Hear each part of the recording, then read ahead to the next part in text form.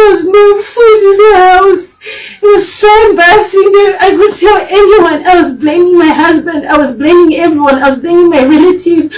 And now maybe there was just only this one woman. Alright guys, ndio nyaya yatinayo pano nhasi yamaiguru venyika kana kuti mai Jeremiah. Dai kuti muzvinzwire nyaya iyi vachitsanangura nekuti ndoziva kuti vazhinji venyu mavangonzwa ichitendera musocial media nekudidi, asi ndoda kuti muzvinzwire mega munyatsi kunzwa vachitsanangura kuti zvakafamba sei nezvakazoitika after nezvatichadzidzawo ipapo. Kuda kunzwa kamunori guys kuti panyaya yose iyi ichati madzidzei uye muri kufungei pamusoro penyaya iyi. Vamwe vari kuti ndekustajwa, vamwe vari kuti iskiti, vamwe vachiti ndenhema. Saka ndoda kuti muione ndisingapedzi nguva vasati vapinda emotional vachitanga kutaura zvakanaka kunyatsoinzwa nyaya yekusvika muchiro. Kupa chronology zvakaitika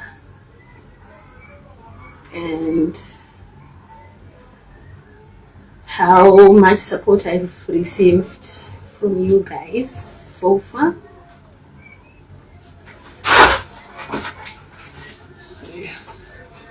Sorry. That's all. It's okay, mate. Manje unotaura sei? Okay, ndakuchema. Auchachema chitaura. It's okay. Right, zvakaitika ndezvokuti musi wa9 April ndakareceive a phone call from munhu akati, "Hello Makadi, makuseni na 7 AM ndichitobva kumuka." Semunhu anenge achitorarama nepressure, that phone call was a miracle. Ndikaidayira, "Makadi, ndinonzi Mr. Dube, I am from Elite Driving School." In the Elite Driving School ndogara ndichiona, so the name rang a bell.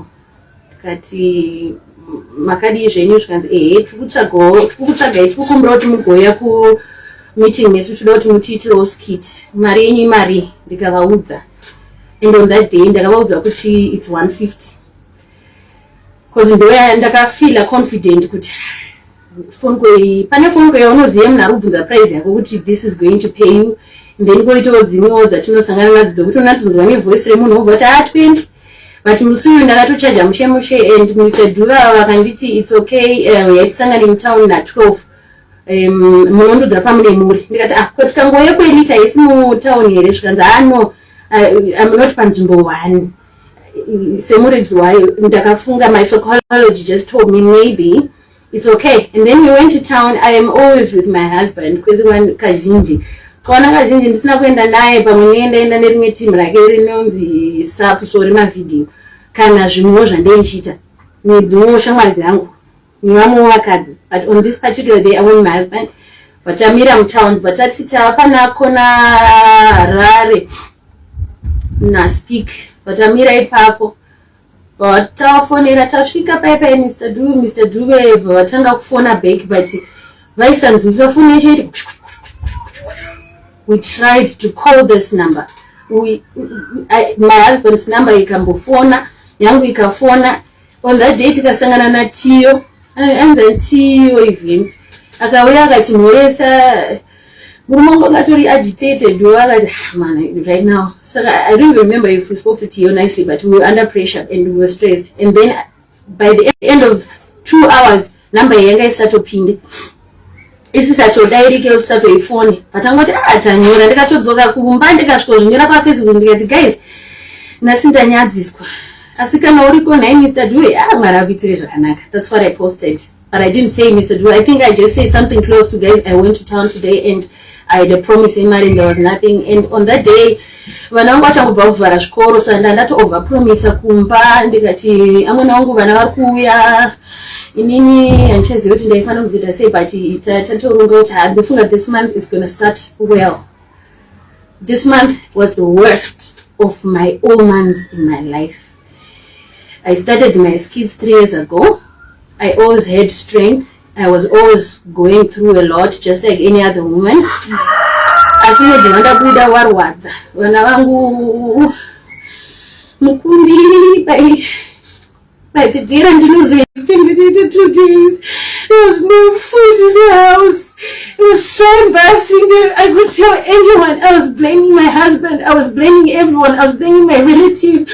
And now maybe there was just only this one woman ndofunga ndanda kutoshira kuti nemachangoti masocialites anongokumbira mari ngamuti Aisha ndinana mari kumba una chikafu, can you please send me anything? Aisha sent me $50. Ndikatanga kuti scratch 1 ikapera pasina zvafamba. Mwedzi uri kufamba namkundi mukunda achimira porridge 3, it's 4 times porridge pazuva. Porridge racho hapana. There's a time when there's no sugar, so we get mu studio. Amusi studio murumu malindlord wangu Gabu. Ndinomakeso studio nemurumu wangu.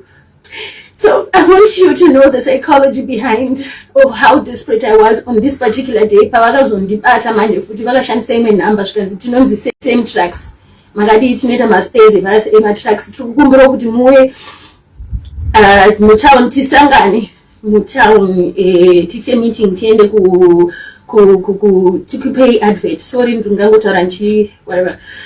So ndobvadza kwana nguva dzedze dzandakataurira navo kuti ndisvike mutown. Vakanditextira pari paapp. Number ya same tracks yaishanda paWhatsApp. I think I'm going to put those numbers out kuitira just in case kana pane ane number dzaitaura nadzo dzakadaro. Please come forward because court is tomorrow. We need a lot more victims, right? Same tracks vakatomboita kanguva behind before kwete musi watazobhambiswa mutown wandaenda nababa mukundu.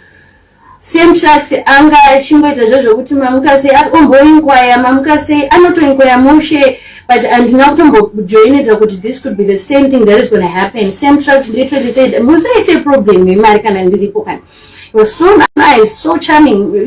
PaWhatsApp we're in town but ambati in town na one mova maida sei kana masvika monfonera moya ku office ndokupai advert. Ngati inini handisi kukwanisa kupinda mutown because inini ndiri kumaraini. 2 days before ndandatoenda kumaraini kwemwe shamwari yangu anonzi Cynthia. We've been doing this sleepovers, so this time she knew what my situation was like, and then she was like, come can uyakani vatenda nevana, but tichisvika nevana and moyo wangu ngosingona kugadzikana. I was just feeling uncomfortable. Ndabva kumba ndisikuwirirana nemurume, zvinhu hazvitombofamba, hakuna mari, hakuna chikafu, waenda kumba kweshamwari yako, the feeling of kuti tauya kumba kwevanhu izvi hatina chatinacho. It was just so much, so I was like immediately kana ndarara mangwana makuseni I want to go back home. Right guys, regai ndikubate muromo panapa. I think nyaya mainzwa uye mainzwisisa. Kune vaya vaiti ndezvechitsotsi, ndezvekuvhara chichika. I think mangonzwisawo guys. Hakuna zvechitsotsi kana zvekuvhara zvakadai. Anyway, thank you so much. Musakanga kusubscribe kana kuti follow.